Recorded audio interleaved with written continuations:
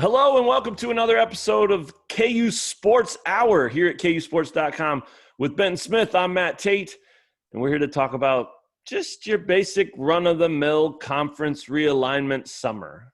Remember these, Benton? I mean, I remember you were like up to your eyes in realignment stuff, what, like 10 years ago or something? I mean, it's been a long time, but Where all it this gray came from. I know that's why you just blame the Power Five for those gray hairs in your Yeah, for beard sure. stressing you out all those years ago. Yeah, it feels it's pretty familiar. I mean, I guess we haven't got to a point where we like have a path to what the final product is going to look like in, for the next few years or whatever, but the wheels are in motion for some craziness. So it's going to be interesting to see where we go from here. I was, full disclosure, I was on vacation and not really checking my phone or anything like I usually do, and then happened to like one day just like open up Twitter. I was like, oh, Texas and Oklahoma are leaving the Big 12. No big deal. Cool. Better get that last trip to Austin in, right? Yeah. Yeah. I mean, that's the saddest part about that. They've got a basketball arena that's in the works. It's being built, and we may never see it. As head coach. Yeah. Heartbreaking. But we'll get to that here in a second, and we'll talk a little bit more about just the overall landscape of things. It is familiar, but it is also different because this one, as much as those negotiations between OU and Texas and the SEC were kind of secret for a long, long time until they broke. This one's all kind of above board. Like it's that move happened so fast that it kind of forced everybody else into like well, now what do we do mode? And so there's a lot going on behind the scenes that no one knows about, I'm sure. But there's also a lot of, very obvious stuff that's kind of happening above board too. So, but let's talk about your vacation real quick, because this is how it works at KUsports.com. Benton was on vacation. I was on vacation as well. Shane Jackson, who's no longer with us, as in another job, not dead. Not RIP. He was holding it down for us. So I'm in Breckenridge, Colorado with some friends of mine. We're hanging out in this parking lot after a lunch. We're getting ready to load the car. We're in the car. We're reversing out of our parking spot, and someone in the car says, "That looks like Benton." It was Benton. I didn't know that you were in Breckenridge. You didn't know that I was in Breckenridge, because when we go on vacation, we don't care about each other. I don't need to know what you're doing. I don't care where you are. I hope you're enjoying yourself and turning your phone off, all that. But there you were, and there I was in Breckenridge. Mind's blown. Yep, in a parking lot that you pay for because everybody had to be downtown. You got to pay for those parking spots, baby. Yeah, it was a wild moment in KUsports.com history.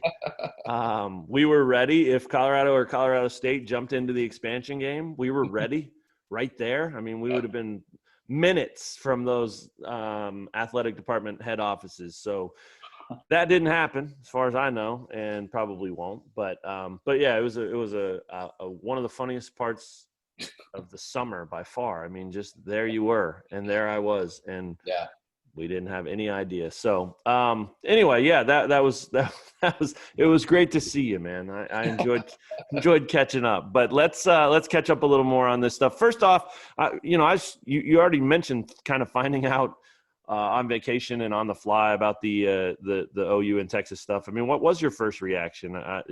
Initially thinking, hey, Big 12's dead, it's over, or what? Well, I mean, I think just because of the jobs that we have, my first reaction was like, oh, what does KU do now, right? Yeah. I mean, and I'm sure that's kind of what KU fans have been obsessing over the past couple weeks or however long it's been now. I mean, it's like, do you try to like hunker down and now we have a Big 8 again and kind of see how that works? Or I mean, do you try to, as we've found out yesterday, Bob Bowlesby's meeting with, the Pac-12, just kind of like see, hey, we've got this situation. What can we kind of do to work together? I mean, is that something? Does KU try to get to the Big 10? I mean, there's a lot of interesting options, and it's going to be cool to see kind of how it all plays out. And I'm sure everybody that's a KU fan kind of wishes like they would have an answer today, but you know what? It's not going to happen that way. This is going to be a months long, if not year or more process just for everything to shake out, I think. Yeah, I mean, I think that's exactly right. I think it's different in that way from the last round of realignment because, I mean, OU and Texas are like, hey, we'll hang out till 2025 and then we'll take off. That's not going to happen. I mean, it's just not.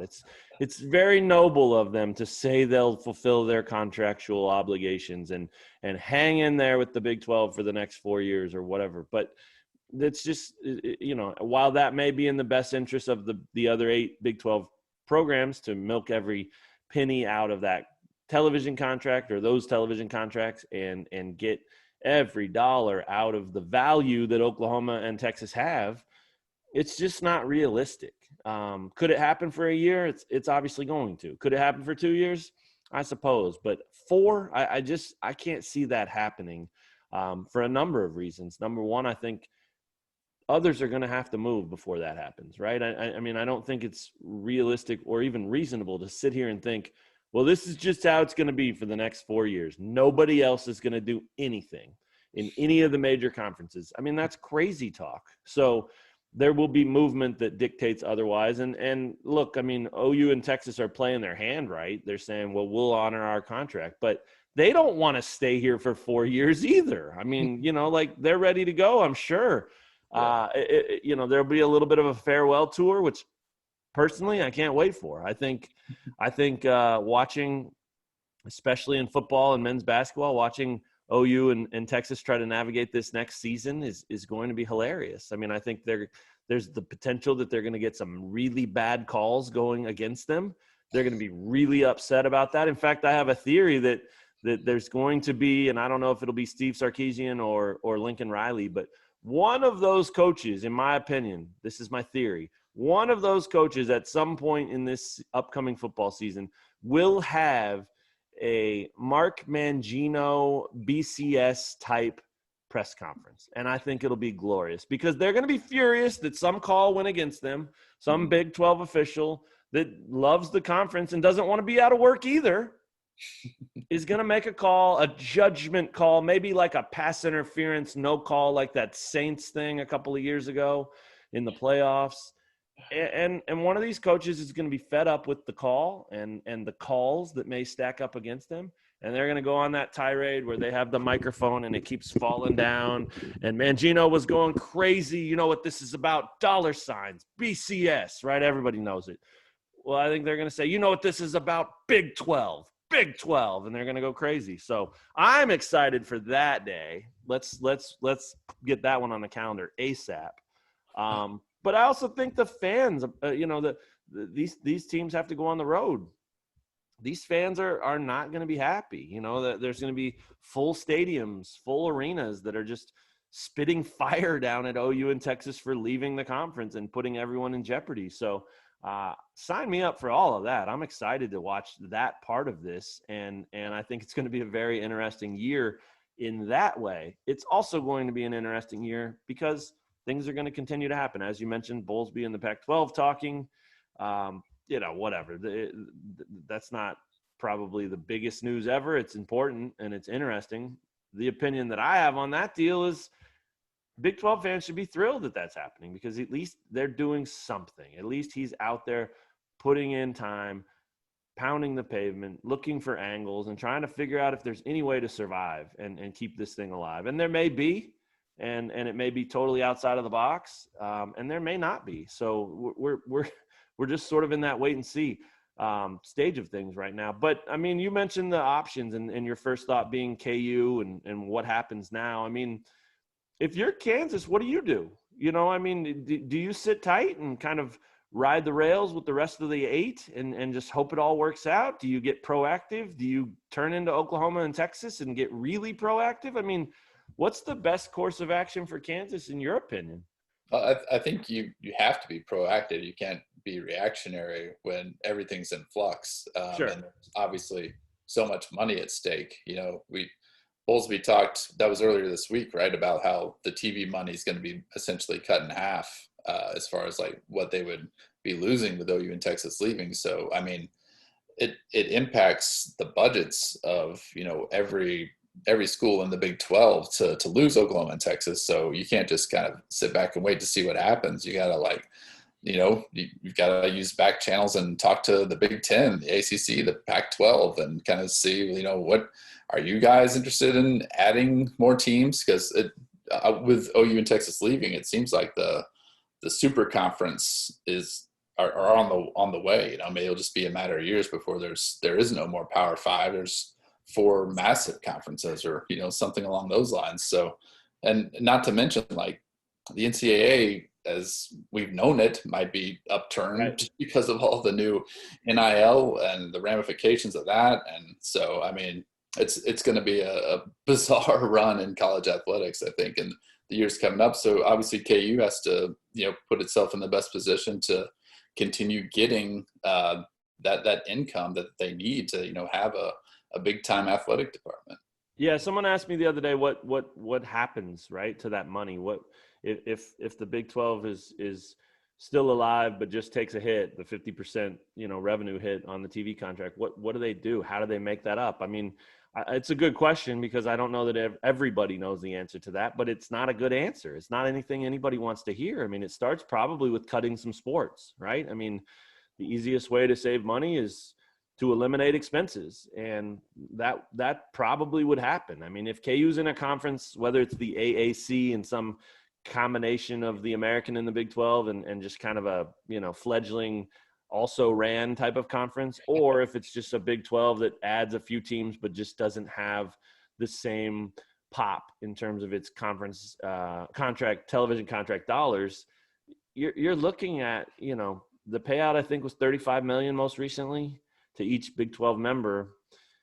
I mean, you're looking at potentially 10 to 15 million and being out $20 million annually from that contract. I mean, that's why KU has to look around. That's why they have to see what else is out there, because otherwise you're taking a massive hit to your budget. You can't raise ticket prices to cover that. You can't, institute mandatory salary cuts to cover that. I mean, even if you did both of those things, it wouldn't even come close to covering that kind of money. So you might as well not do it, and you might as well look for other avenues to get there. But I think that, the biggest is obviously cutting some sports, and at Kansas, as well as universities across the country, there are a lot of sports that are not generating any revenue and that are costing some money to run and to operate. And generally speaking, basketball here, but also football at most colleges, covers that, right? They make enough money to fund the other schools, and that pretty much happens here too, because KU's in the Big 12, because of that $35 million that they get from the television revenue.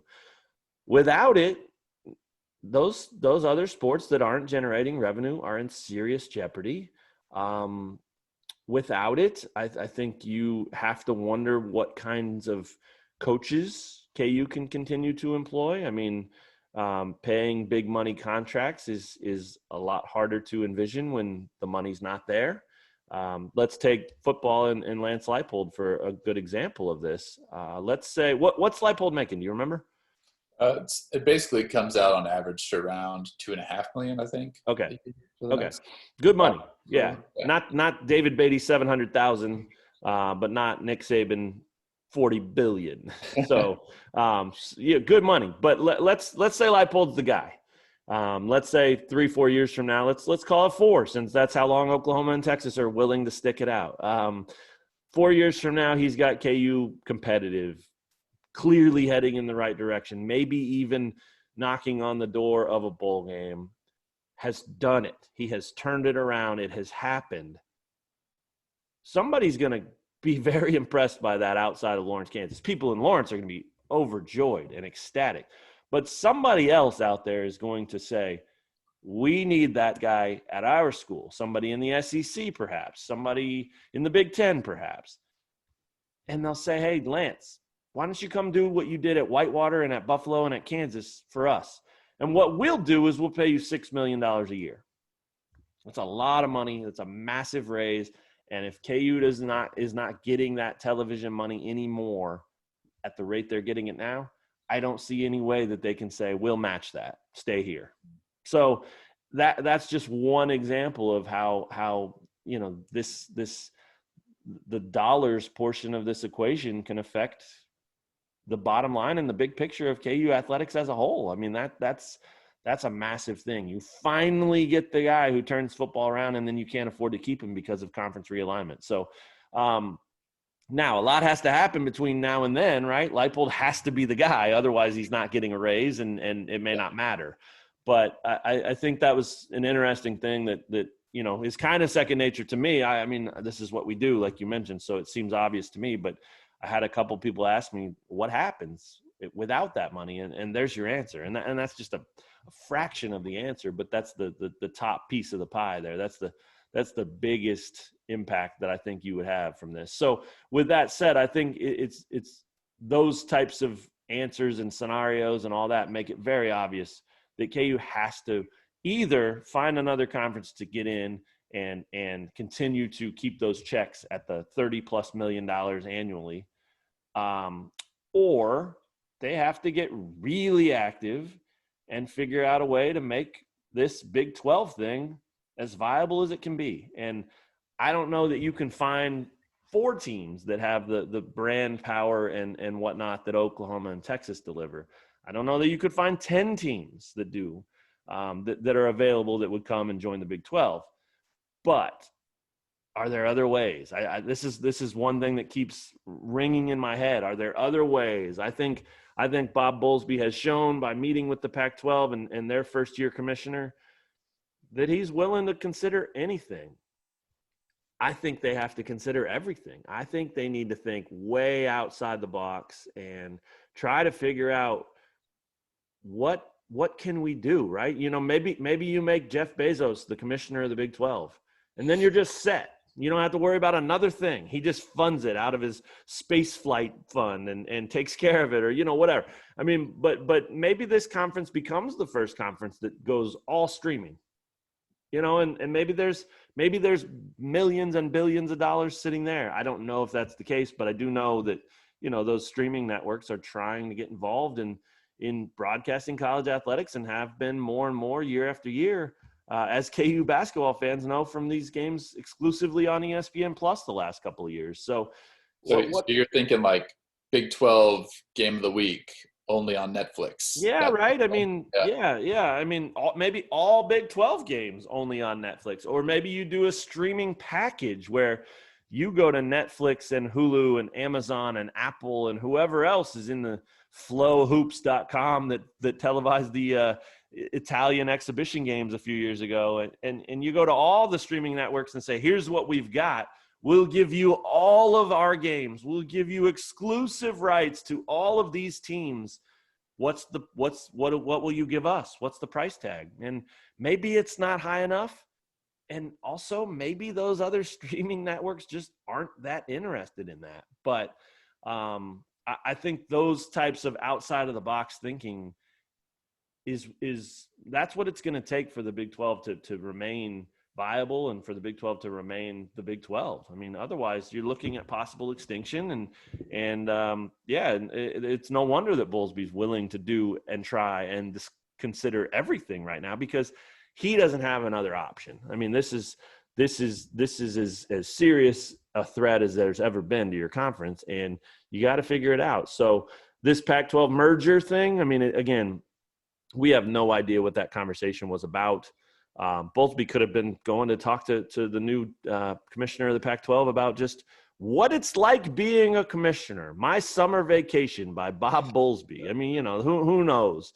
But you'd have to think they had some sort of conversation about, could we help each other? Is there anything that could work here? And I think there could be. I mean, you put those 20 teams together, and maybe West Virginia gets dumped to the ACC if that's what they want to do, because that's better for their travel. And they don't fit out west, right? I mean, they don't want to go play a 4-game road swing in California and Arizona. I mean, that's crazy. So, you could easily let them go be themselves and do what they need to do, and you could pull in a Houston or a BYU or something like that to make up for their spot. So, again, that's proactive, right? That's that's trying to say, look, here's something we can do. We can go be a 20-team conference that's bigger than anybody else. And what will you give us for that? And maybe it's not ESPN. Obviously, the Big 12 and ESPN are what's the word? Feuding, maybe? There's a little tension there at the very least right now. There were some interesting letters sent back and forth. Yes, letters. It said nothing and everything. This is like Civil War times where letters are being sent.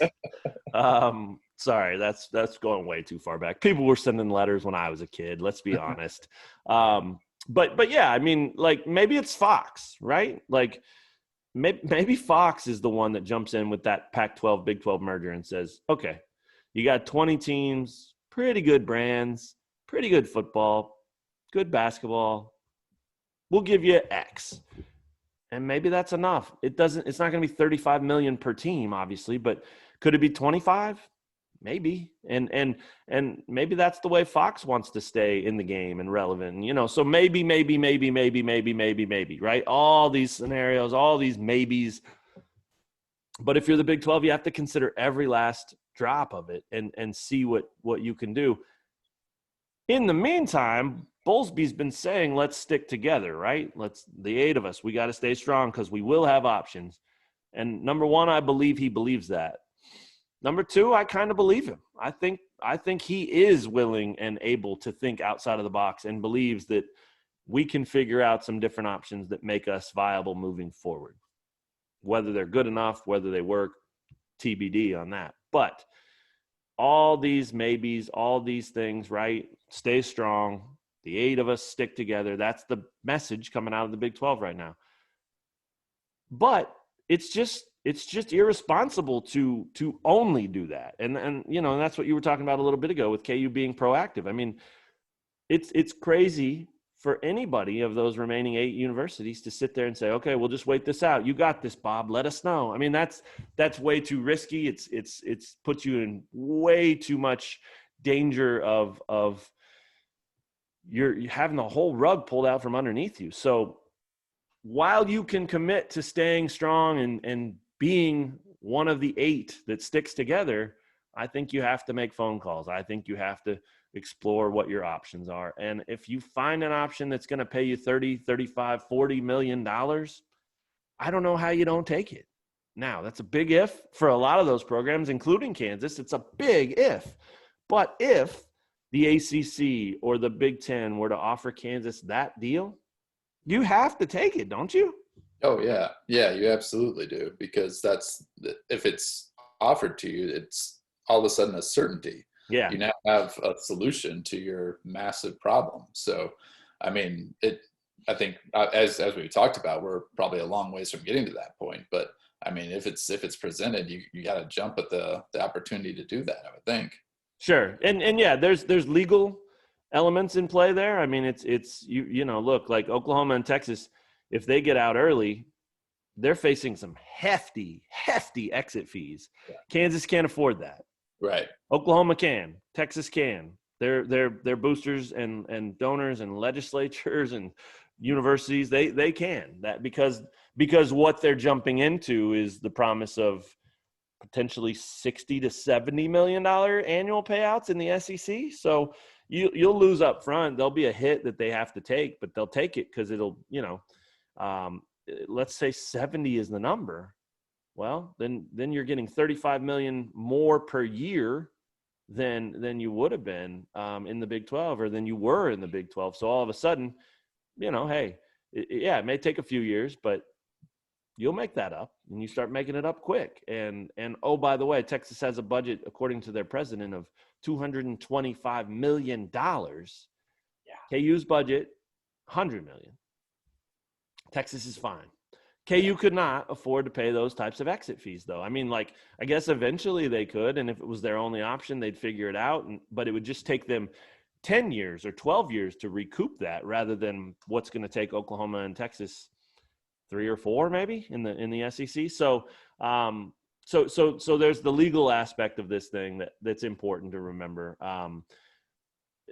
And that's why I think this thing will take a little bit of time, like you said. I mean, first of all, Kansas has to mind its P's and Q's and be very tight with all of its options in terms of just keeping itself clean and not allowing itself to be in any jeopardy of these penalties or exit fees or whatever. Beyond that, you have to consider the fact that it took Oklahoma and Texas 6 months, has been reported, 6 months of secret negotiations between them and the SEC to pull this off. There's no way you can convince me that Kansas or anyone else in this conference is going to make a move much quicker than that. Right. I mean, let alone in 3 weeks like this, or even 2 or 3 months. I mean, it's just, even though maybe this is a little bit easier to negotiate now because the wheels are in motion and things are, Texas and OU started the dominoes, right?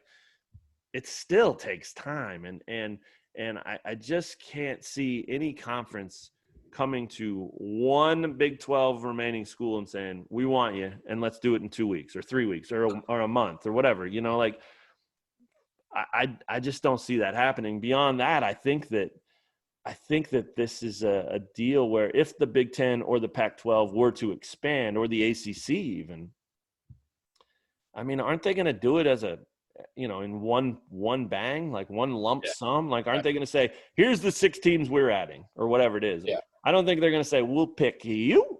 Yeah. And then, hey, give me 3 months and we'll find our next pick. And then, I don't see it going that way. Now, maybe reporting and leaks out there force their hands in some ways, and that becomes part of the equation too. But if given the opportunity to expand the way they'd like, I think it would be take some time to study the landscape, dive in, do interviews, really look at who you want to add, and then announce it that way, right? So, so anyway, I think that's why we're still a ways away on this thing, and it sounds like you agree. Yeah, that'd probably be the best case scenario for KU is, let's say if the Big Ten wanted to expand, like you mentioned, they wouldn't be just like, oh, we'll just bring in KU and that's it. Right. Like, it'd make a lot more sense for them to add 2 or 4 more teams. Sure. And, if you're doing that and taking those teams away from the Big 12, all of a sudden the Big 12 is kind of just dissolving. So those exit fees might not exist anymore. There you go. That's a big part of it, right? I mean, Oklahoma and Texas will help you however they can. Like, hey, you want in the Big 10? We'll call up there. We'll talk to Jim Harbaugh. He'll get it. I mean, yeah, because anything they can do to make the Big 12 go away means there's no place to pay your penalty. Right. And so I don't think they'll be devious in doing so. Maybe. I mean, I wouldn't say they wouldn't be. But then you're talking about truly criminal type stuff, right? Like the last thing these schools need is like a lawsuit.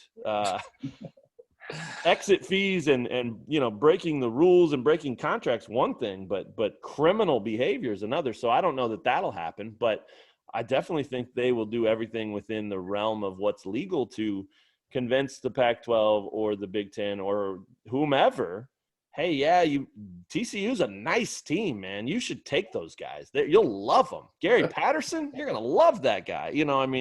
There's no reason for them to not help. So I think it'll be interesting to see if anything like that ever comes out, because as you mentioned a minute ago, we may be there, man. We may be headed to the 4 super conference model, and so be it. Let's all embrace it, and I get it. It's harder for some programs to embrace because some might get left out, like K-State, for instance. I mean, they're very worried, I believe, and should be. And I think KU should be worried. I think KU's in better shape than a lot of places.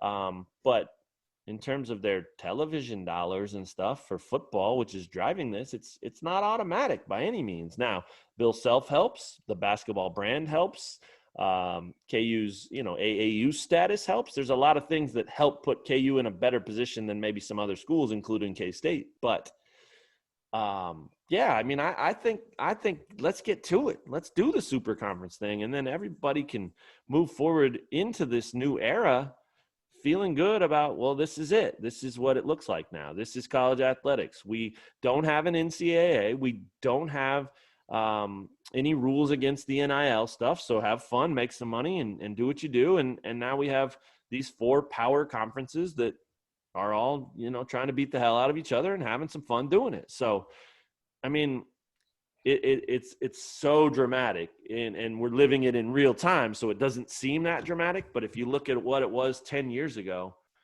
and then you paint this picture like we're painting right now, that is a huge, huge leap. I mean, you made major, major moves. So there's so much to be worked out, which is another reason that I don't think any of this is going to happen that fast, because like you said, and as I just mentioned, I mean, the NCAA may not be a thing, or a thing as we know it, and so all of a sudden, after years and years and decades of preventing these amateur athletes from making any kind of financial gain, now it's just legal as hell. You can do whatever you want. You're Mitch Lightfoot, you want to sign a deal with 1-800-GOT-JUNK? Sign the deal, man. Have some fun. So, I mean, that in itself is so hard to just get your mind around, because it happened. It was June 30th, and then it was July 1st. And that's how quick it happened. I mean, it was just snap your fingers, the next day, everything's different. So there's so many factors in this thing, which is important to remember, and it helps to remember, because it's gonna take some patience on behalf of Kansas and first year AD Travis Goff. It's important to point out that a lot of this is probably going to happen above Goff's head. Even he'll be in the loop, he'll know what's going on, and he'll contribute, of course. But this is university presidents talking. This is chancellors talking. This is the Board of Regents. There's a requirement. You guys might have read this, but there's a requirement that in order to even negotiate or begin negotiating with another conference, KU and K-State and Wichita State for that matter, they have to get the Board of Regents approval. Scary, man. I mean, like, maybe there's ways around that. I don't know, but that's scary for both KU and K-State. And to me, it seems like something that very much was put in place to make sure that KU doesn't just run off and take some amazing opportunity and leave K-State behind. So to be determined on that too. But what I want to talk about too, what no one's really talked about too much. I mean, I'm sure it's been mentioned some, but as everyone knows, football drives this whole realignment craze. But what about basketball? And obviously that means a lot at Kansas. Benton, what do you think about, like, what if the ACC just said, okay, let's do basketball. We'll be the SEC of basketball. Right. And let's go crazy, right? Let's bring KU in. Let's bring Villanova in. Obviously, maybe West Virginia could join then. They've already got North Carolina, Duke, Syracuse, Maryland. I mean, we already know what Maryland's Big Ten now. Oh, gosh. I forget that sometimes too. Boy, ouch. Yeah. That one hurt me. Hurt me. Rewind, delete that. We won't even do it. I'll leave it. It's authentic as hell right now. So, Maryland should be. Gosh, what a mess of a thing that is. But anyway, the ACC is obviously, especially if you're adding those types of programs, that's a big time basketball conference, and it already is. So, I mean, what do you think of that? I mean, is it crazy to think that why not try that, right? Why not say that's who we are? I mean, for one, there's more basketball games than football games. That would have to be a decent television play, wouldn't it? Yeah. I mean, I think the ACC is fortunate that in the past 5 to 10 years, Clemson has emerged as like that superpower of a team, because that used to be Florida State. Football, for football. Because that used to be Florida State, and right when Florida State started to kind of go in the wrong direction, Clemson took off with Dabo Swinney. So, I mean, I think if Clemson had never taken off and the ACC was just a bunch of meh football teams, maybe that would make more sense. I think since they have that big brand, that big draw for that TV money in Clemson, I think that makes it less likely. But it's definitely an interesting hypothetical, and it'd be fun for college basketball. But as we've learned, through all this realignment, then and now, basketball doesn't seem to matter I know. in this realignment stuff. I mean, I'd sign me up for it. Right, Some right. sort of super conference of basketball where Duke and Kansas and Kentucky are all in there with North Carolina, and like you said, you bring in Villanova. You maybe say, hey, let's just add Georgetown for fun. Just Where's Louisville? Are they yeah, down there? yeah. Get Louisville in there. Yeah. Yeah.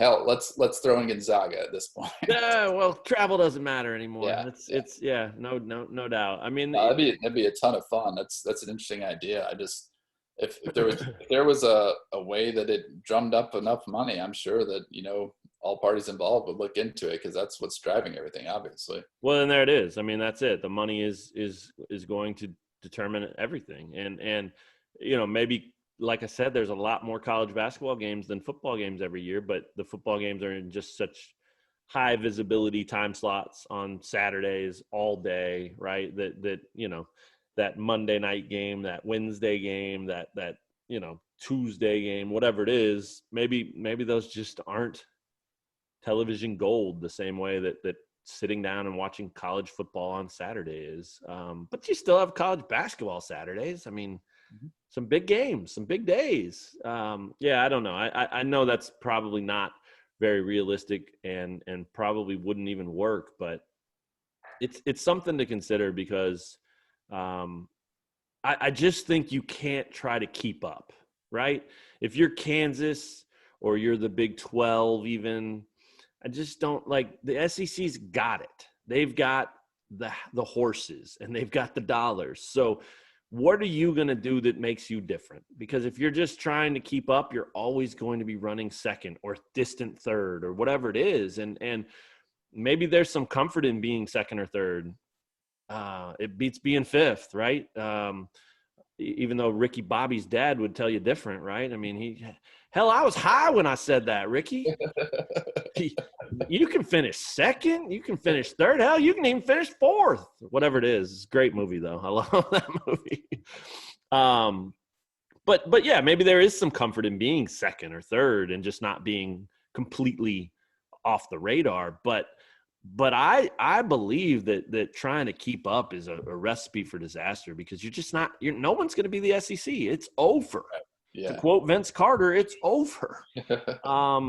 And so think outside the box, zig while they zag, and just try to figure out what can you do that's different, that you can convince somebody is financially a good move or makes business sense. And again, that probably brings us back to the streaming future of college sports or sports in general. And maybe there's some NIL opportunities that you can tie into this stuff that are groundbreaking and things that people far smarter than me would have to figure out. I don't know, but the landscape is different and you have different things now available. Use them, see what you can do to try to figure out something that's cutting edge or brand new, rather than, oh man, the SEC looks pretty good now, let's see if we can go try to be like that. It isn't going to work. All the money's going there. All the attention's going there. So you've got to find a way to force people to pay attention to you. And if people are paying attention to you, other people are going to pay you. And it really is as simple as that. So I don't know that means the basketball only model or whatever works. And I should clarify, I'm not saying basketball only. I mean, I'm saying basketball is your brand, and you put it, your best foot forward is basketball, and you market everything around basketball. But all those programs could still play football. There's no harm in that. And some of them have had good runs. I mean, obviously Clemson, like you said, but there've been Big 12, ACC programs that have good basketball runs. So. Excuse me, football runs. Jeez, I'm talking in circles now, man. You got to stop me. Somebody hit the brakes. But anyway, I think that's a pretty good overview of where things are at right now. I mean, something that's worth pointing out is there's not a lot of talk going on right now. I mean, people aren't commenting. There are conversations and phone calls, I'm sure, being made, but there's not a lot of people willing to share that stuff with the media right now. And that doesn't mean we're not trying. It just means that there's a lot at risk here. This is high stakes stuff. And even if KU had an ace in the hole right now, it'd be a probably a pretty dangerous move for them to let that out and risk whatever could become their future in the not too distant future. So, we're staying on it. We're at this point, it's all about analyzing and trying to think outside of the box ourselves and try to figure out how to cover this thing, because it's not going to be as simple as calling up Doug Girard and saying, hey, give me a comment. What are you guys going to do? Number one, he's not going to tell you. Number two, he doesn't know. So you got to be patient with that stuff, and there's other ways to try to figure it out, but we will continue to do that. Any other things on this topic, Benton, that we didn't get to that you would like to share with the people? I think we covered a lot there. To me, probably like best case scenario for KU is the super conference scenario, where some other conference absorbs you and a handful of other teams, and that way you still are getting if not the same amount of money that you were with your Big 12 TV deal, maybe comparable or maybe not far off. Sure. Because I just can't see like the Big 8 TV money. That's not going to be sustainable. Like you said, you'd have to cut programs more than likely, Right. and obviously no one in the athletic department wants to do that. And I just feel like that's, even if you're the Big 8, if you become a Big 8 instead of the Big 12 and you're trying to bring in some other programs, there's nobody that's going to like make that money go up. Nobody's going to leave the Pac-12 or the SEC or the Big 10 or the ACC. You'd have to be elevating some other athletic department to a quote unquote Power 5 level. And that's not going to generate more money. So I think that's probably the best case scenario for KU in the future is KU's in the Big 10 or the ACC or the Pac-12 or whatever those conferences end up being called after everything changes. Yeah. Well, I agree. I think that's that works, right? That makes everybody comfortable. I think maybe it would put an end to the realignment possibility. Like if these teams are all just powering it out and they're just all comfortable and making tons of money, then no wandering eyes need to exist, right? There'd be no need for people to go, well, I wonder if I could get more over there. It'd just be, hey, here it is. We're all on the big boy level, and let's go and see what happens. So it's going to be very interesting to watch it play out. I mean, I think that a couple things worth remembering from the KU perspective is Travis Goff's a first-year AD, but he's sharp and he has great connections. That won't hurt, but he's got his work cut out for him for sure. Doug Girard got his work cut out for him for sure. I mean, this is legacy type stuff right here for both of those guys. So, and they understand it. They do. So they'll be working hard on this and trying to find the best path forward for Kansas. Another guy that Kansas has working on their behalf, at least most likely and certainly available to them, is Bill Self.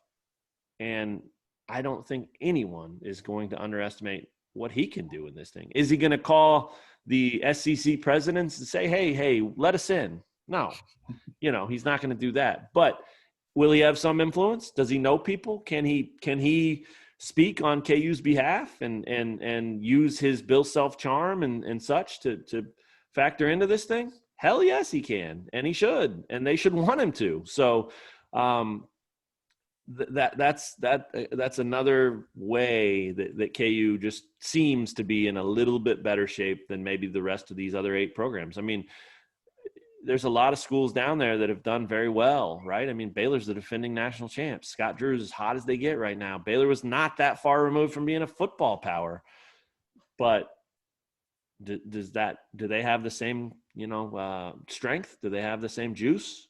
I don't know. We'll find out, right? Same with Oklahoma State. I mean, Mike Gundy, big time guy, right? Big time guy. Ask him. He'll go nuts on for you. Whatever. I mean, he's a passionate dude, but does that carry the same kind of weight? Does Stillwater?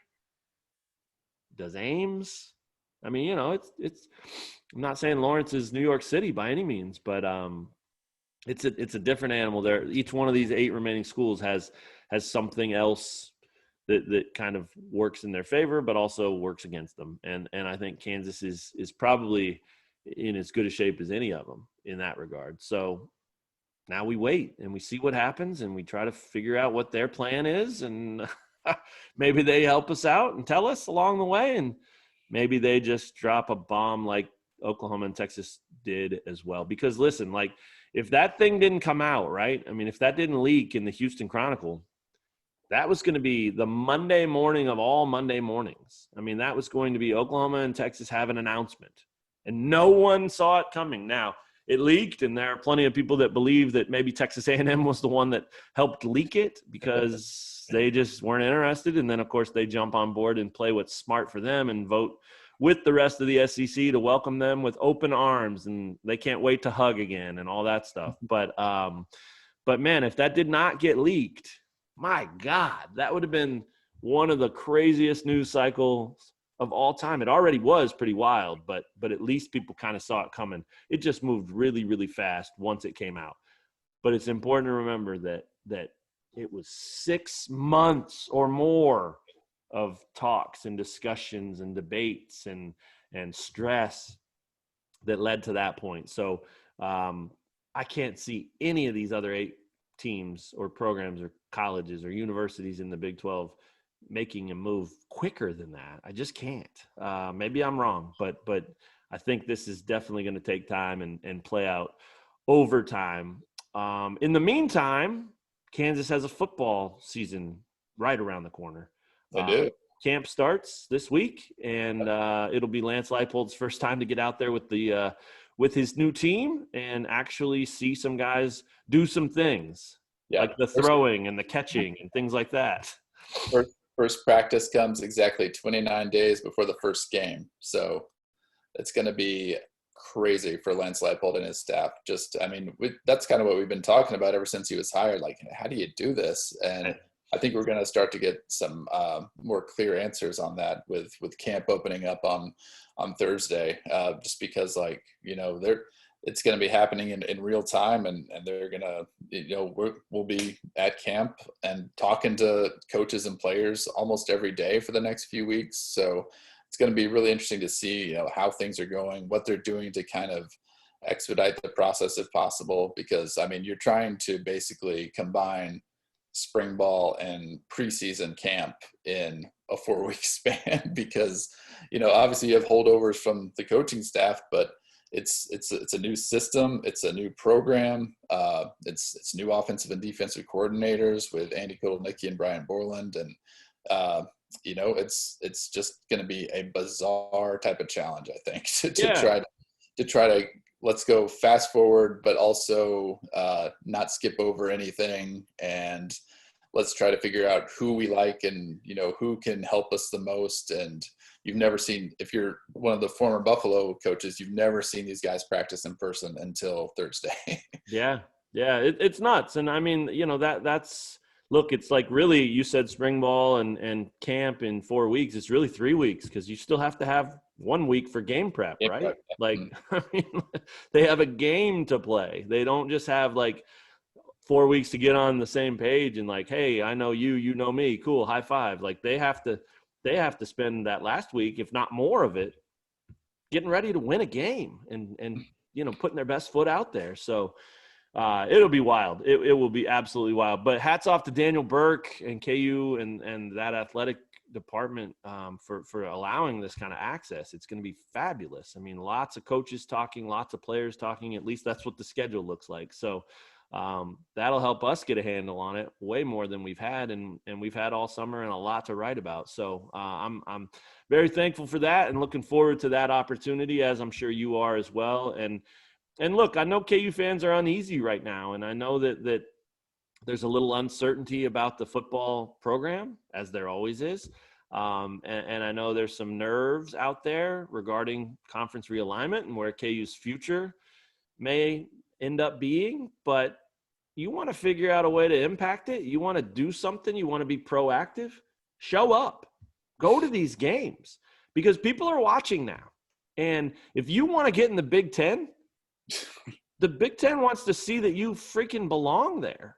That you And care about football. yeah, so show up and go to these games and fill that stadium. And then the Big Ten might go, well, gosh, I guess they do kind of take it serious. We thought they were a joke. So I know that's, I know that seems kind of tongue in cheek and like, I don't work for KU. I don't care if you show up or not. But if you care, that's the best way to help right now is to show up and fill that stadium. And then the Big Ten might say, well, okay, this looks interesting to us. Maybe we'll look into this a little more. Maybe they are more than basketball down there. Just a thought, a good thought to end on though. Benton, any final thoughts from you? No, that was a good one. That's a great point. Football's almost here. Big Ten has a lot of money. Big Ten cares about football. Do what you can. They perfectly match up, right? Yeah. Perfectly. So it'll be interesting. We'll have much more here on the KU Sports Hour about camp, and obviously we'll stay on top of whatever realignment news we can catch wind of. It's out there, it's happening, and it's wild and crazy times. For Benton Smith, I'm Matt Tate. Thanks for checking out this episode of the KU Sports Hour, and we will talk to you guys again on another one real soon.